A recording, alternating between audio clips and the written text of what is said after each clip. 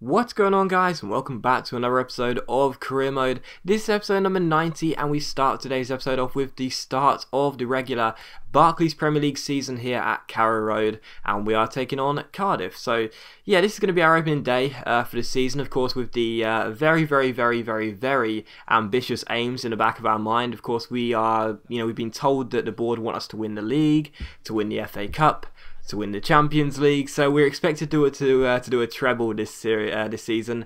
And well, this game will sort of lay out our intentions, really, won't it, and see how good we're going to be. So taking on Cardiff and Malcolm Mackay's men, that's never going to be an easy task, because of course they do have a very strong side, and they've got some decent players in there, and it was going to be a difficult game for us. But in the 5th minute, we did have the first chance of the game, and there was some nice passing, really, as well, as we worked our way up the pitch. Redmond finds Lukaku here, lovely touch, and a great pass out wide to Andros Townsend. Townsend cuts inside with a step over, then waits, sees the run of Luke Shaw, back heels it to him. Shaw with a heavy first touch, the cross is blocked by Tetty. It goes up in the air, and it hits the bar. That could have been a very fortunate goal for us there, but it did go out for a corner. Townsend crossed the ball in, and Smalling beat 3 players in the air to head the ball past Joe Lewis, I think it was. So Smalling gets the goal. He will be our captain this year, of course, Chris Smalling. So that was a really good header and a good finish as well. So 1-0 to us. In the 34th minute, though, a good chance for Cardiff to hit back. Mason with a back heel on a 6-yard box. What a great save by Forster as well. Very ambitious back heel by Mason. But thankfully Forster makes a good save, and we come on the counter here. Lovely ball out wide to Lukaku, and another back heel there by Lukaku to Townsend. First time on the volley. Townsend chips over the top to Anthony. Anthony shoots, good save with the goalkeeper, and then Redmond's shot.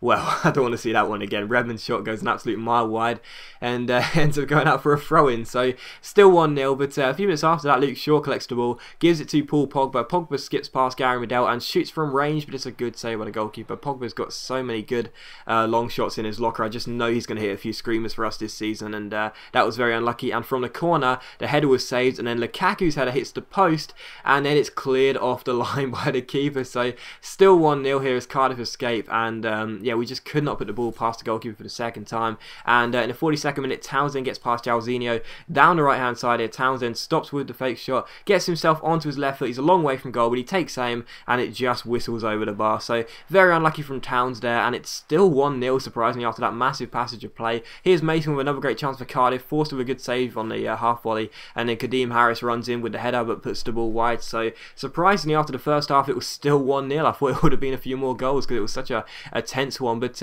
we bring on Lee Marshall for Anthony here, and in the 81st minute, Cardiff wastes a good chance from a corner. Olsen plays a great through ball to Lee Marshall. Marshall skips past Taylor with a step over. This is his chance on his Premier League debut for our youth star, but sadly he can't do it. He puts the ball wide. That was such a great chance. He went 1-on-1. Tried to blast it into the top corner there, but sadly I couldn't do it, and Lee Marshall misses the chance. That would have been a great goal, wouldn't it? His first Premier League start for the 16 or 17-year-old that we promoted from our youth academy. Well, not start, but first Premier League appearance off the bench, but sadly I wasted the chance to get a goal on his Premier League debut. But even so, Benteke accepts the contract after that, which is fantastic. Now, I did say that I was thinking about Traore, but to be honest, Benteke is the striker I wanted. We had the partnership of Benteke and Lukaku at the Euros. It was an amazing partnership, and Benteke is awesome. I mean, there's no other way of putting it. Benteke is awesome, and look at these stats, man.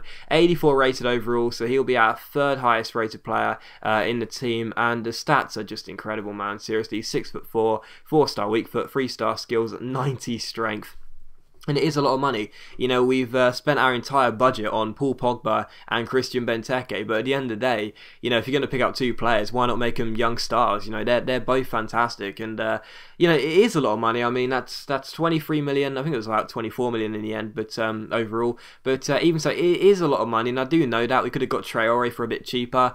But to be honest, I just wanted Benteke. I mean, you know, I'm sure you guys are probably sitting there thinking, no, you could have got this player, you could have got that player for cheaper, or, you know, this player's better and stuff like that. But I just thought, you know, Benteke is the one I want, you know, so I wanted to pick him up, and I did. So Benteke and Lukaku will be our first team strikers, and you know, if they perform half as good as they did in the Euros with Belgium for us, you know, for Norwich, then, you know, there's no reason why we can't complete those aims and complete a famous treble. But it will be a tough ask, and we've got to get to the Champions League first, because that's the funny thing. We're not in it just yet. I mean, we're in the qualification stages, but we're not in the group stage yet. So we still need to beat Copenhagen, a team that we've faced in every single season, apart from the first season. We faced them in the Europa League, then in the first season in the Champions League, and now we've got them in our Champions League qualifier. So we take on Copenhagen here, and the first chance did come to Copenhagen. Delaney's cross in, and it was a free header for Jorgensen, and he put the ball past McCarthy. So 9 minutes in here, we were behind to the Scandinavian side. It was a very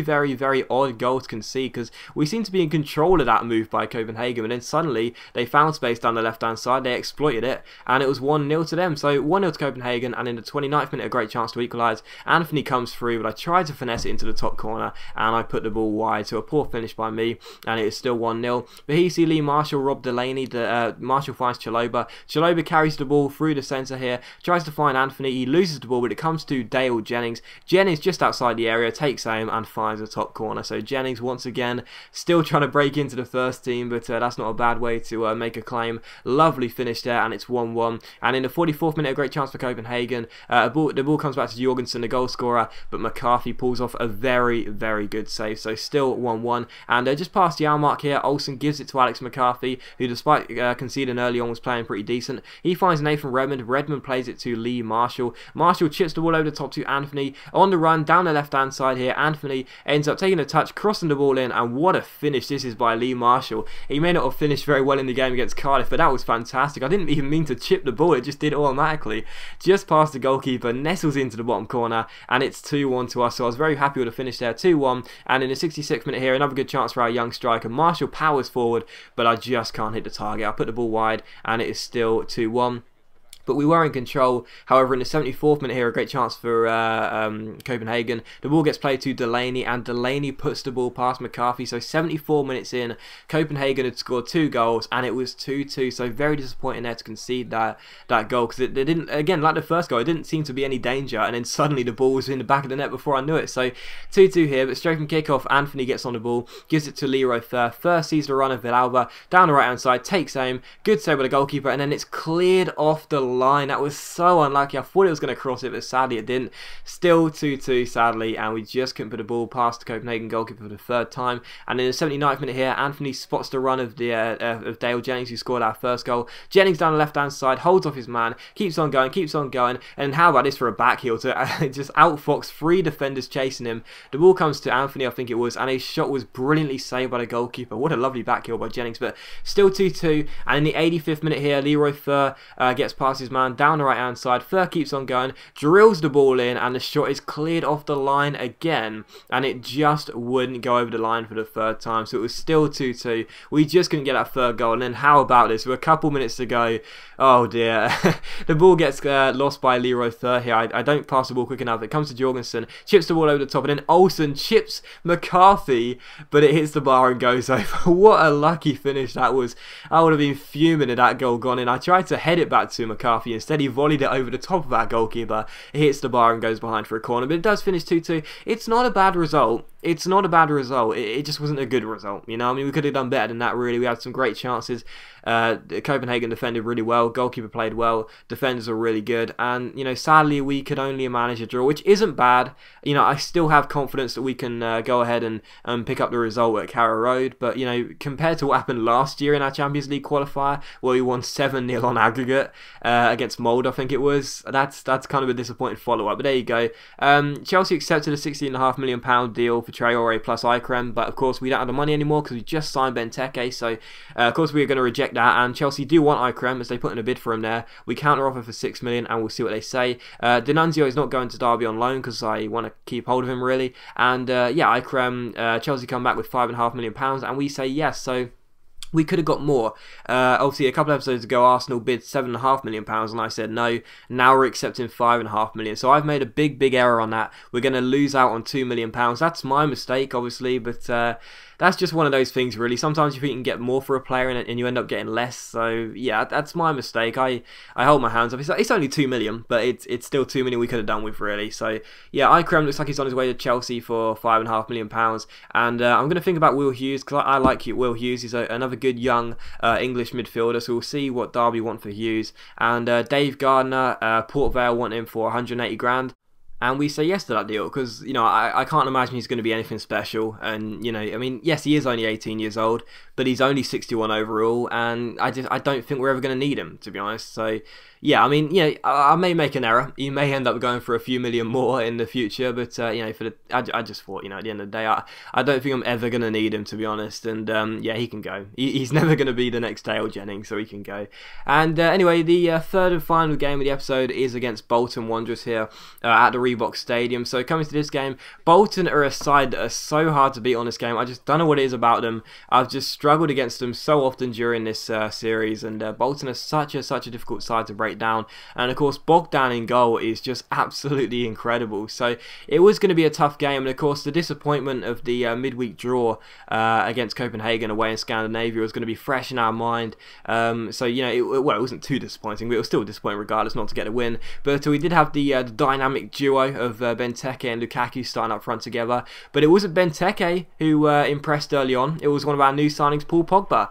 So it wasn't the Belgian new signing, it was the French new signing, Paul Pogba. I did say earlier in the episode that he's got some long shots in his locker, and I'm sure he'll score some screamers during the series, and that was one right there, his first goal for the club. I just won the ball back and I thought I'd let fly with him, and it finds the bottom corner. What a fantastic goal by Pogba. Then he gives the ball away, and how about this, chases back to Mark Davies and then makes an absolutely superb last ditch challenge. I am going to love Paul Pogba, you know, I mean, I love Leroy Fer. He's been taken out of the team for Paul Pogba, and if Pogba does that sort of thing on a regular basis, I am just going to love him. That was brilliant, and it was still 1-0 thanks to Pogba. He got the goal and then made up for his error there with a last ditch challenge, so still 1-0. And here you see Lukaku get past Baptiste for a nice display of strength, then roulettes past Ream, chips the ball into the centre, and there is Andros Townsend. So Townsend gets the goal, and 18 minutes in we were 2-0 up here. So all the problems we've had against Bolton during this series so far didn't look like they were going to be happening in this episode, because we were 2-0 up here, and a great chance for Benteke to get his first goal, but a good save by Bogdan at his near post.